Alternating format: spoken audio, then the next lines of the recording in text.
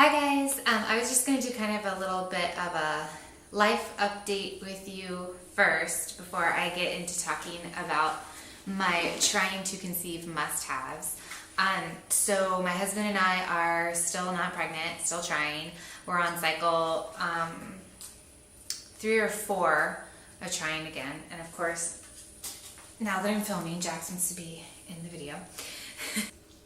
So over the weekend, my husband and I went to Vermont to visit family, and it was really great, and I got to spend time with family or my husband's family and relax, and we took the dogs hiking, and it was really nice to just get out of the city and get the dogs in a big open field and have them run around. Jax actually went swimming, and it was just so great. And so I got back this morning and I was just kind of depressed and sad and in a slump, and I didn't go to my workout class, and then I was going to go to yoga, which is my yoga wear, and I didn't go to yoga. So but now I'm making a video. So I haven't kind of done a video in the past week or so because I actually don't know if a lot of you know this. I am a newborn photographer, and I had so many sessions in the past 2 weeks, and I was editing a lot, so I was working on that side of my photography business, and so kind of the videos didn't come out, but that is where I am today. We are still trying. So just fingers crossed that it happens, and then after we try, just fingers crossed that it's healthy. So, yeah. We have actually a big vacation coming up. We're going to Marrakesh, Morocco, and Barcelona and Paris that I'm really excited for. So within the next couple of months, I might be making some travel videos and packing, and I know that Marrakesh has kind of, you have to be more conserved, more covered up, so maybe trying to find some articles of clothing and dresses that I can wear over in Marrakesh. So if you have any ideas of some great clothing wear and dresses that I can wear when I'm over in Marrakesh, please post them below, because I'm kind of clueless right now, but doing a lot of research. So that's our life update. Okay, so when I actually first started trying to get pregnant, I went to my doctor. It might have been a few months before we had started trying, but we talked about when we were going to start. And I said to my doctor, my husband and I want to start trying towards the end of the year, and this is in 2016. Do you have any suggestions? And she just looked at me and she said, "Good luck," and walked out of the room. And I was kind of like dumbfounded, because that's all your OB/GYN is going to tell you, like, good luck. And for some people that really works, good luck, and the first time they try, they're pregnant. And I was like really disconcerted, because I was actually excited to go to that doctor's appointment and be like, hey, I want to start trying, and for her to be like, great, this is what you need to do, and this is these are the things you need to read. But she just kind of said good luck and walked out of the room. So at this time I was working at Disney, and I walked into my dressing room at work, and it's full of wonderful ladies that I get all my information from, and they were like, no, you have to read this book, Taking Charge of Your Fertility. Anybody who is trying to get pregnant and or not get pregnant has to read this book, Taking Charge of Your Fertility. So I read the book, and it was great. And I learned a lot, and I actually talk about this book in a previous video. I'm not getting paid to sponsor it or anything. I just really like the book, and I think it's great. And so I had read the book, but I didn't actually chart my basal body temperature, and we got pregnant within 3 or 4 months of trying. This time, when we started trying again, after the loss of our baby, I started charting using the Kindara app. And in my video where I talk about taking charge of your fertility, I talk about my favorite apps. And so check that out if you haven't. And so I started charting, and it's been really, really helpful to know when I am ovulating. And so that is my number one must-have for when you're trying to conceive is reading Taking Charge of Your Fertility, getting an app, and a basal body thermometer. This is my basal body thermometer.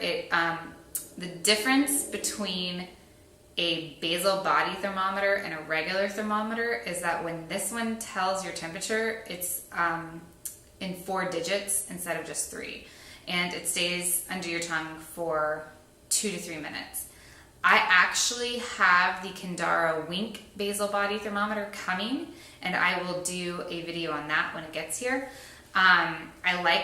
This was just like $3 at CVS, so if that one works for you, great. Basal body thermometer and the app. Now I use actually 3 different apps, but I use the Kindara app for the community. I really like it, and for charting. So I really like the community on the Kindara app. If I have any questions about what my chart's doing, what my temperatures are doing, I just upload it on to the community board and women will help me, and it's a really great app. So I highly recommend downloading the Kindara app, and I have a link below for the basal body thermometer if you're interested, but a CVS thermometer works just as well.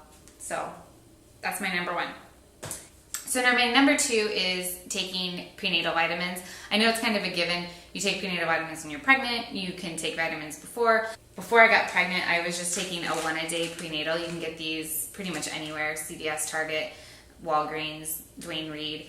And I was taking these. And then when I got pregnant, for some odd reason, I couldn't stomach them. I would take them and I would throw them up. And I couldn't take a hard pill. I switched to a different pill, still couldn't take it. So I actually switched to the prenatal gummies, which I love. The only thing I don't like about the gummies is that you have to take an extra iron pill with it, because the gummies don't come with iron in it. And having iron is pretty important. And also a thing I don't like about the gummies is that they have artificial sugar in them, but they taste better than the pill, and if I was going to take something, might as well be the gummies. So another pill that I took before I was pregnant and during pregnancy was milk thistle.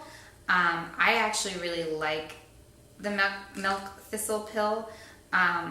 It's supposed to help with your liver, and when you are pregnant in your first trimester and you're have morning sickness, this is supposed to help with morning sickness. Now, I had morning sickness, but it was never really violent. I know a lot of women who have had crazy violent morning sickness. Luckily, I was nauseous, and once I switched to the daily gummies, I didn't really have a problem with throwing up, but most people swear by milk thistle for helping with morning sickness. I don't know if it helped because I haven't done a pregnancy without it. So it was just nice to have in your little vitamin stash. So that's my number 2, prenatal vitamins, when you're trying to conceive, even before. So milk thistle, when you're trying to conceive, helps with morning sickness when you are pregnant. So taking it before you even get pregnant helps a lot. Another helpful tool that a lot of women use when they're trying to conceive is ovulation strips. I have used these in the past. I find them to not, if they are accurate, I'm just not getting pregnant. And I have a friend who goes to a fertility specialist, and the doctor said that they don't really work that well. They're not always accurate, but I know some women who they have worked wonders for. So ovulation strips, I bought mine at CVS, Target, any drugstore. They're not all, I think the brand that I got, and I don't even have them here, was just the CVS ovulation strips brand. So that's all they had left. So if you want a different type of brand, or if you trust the Clear Blue ovulation tests, which are, I think, about $50, you can also get those. I just got the little strips that you dip, and then it tells you if you're ovulating. I've been a dancer my whole life, and I've taken yoga on and off, but when I was searching on how to help with fertility and getting pregnant, a lot of sites suggest yoga for blood flow through the body. So I started taking more yoga classes. On Tuesdays, I do aerial silks classes. I do weights and I do cardio. However, I really do think that trying to stick to a more regular routine for yoga will help. Who knows? But if I think that it helps, maybe it'll help power of mind over matter. But it's always good to have something that you're passionate about when it comes to healthy living, healthy lifestyle. Just getting in shape also is good for trying to conceive. I do believe that fitness helps with happiness and helps just kind of bring you out of funks and moods. And even though I'm in a bad mood today, I will probably hit up a yoga class later. So, yoga.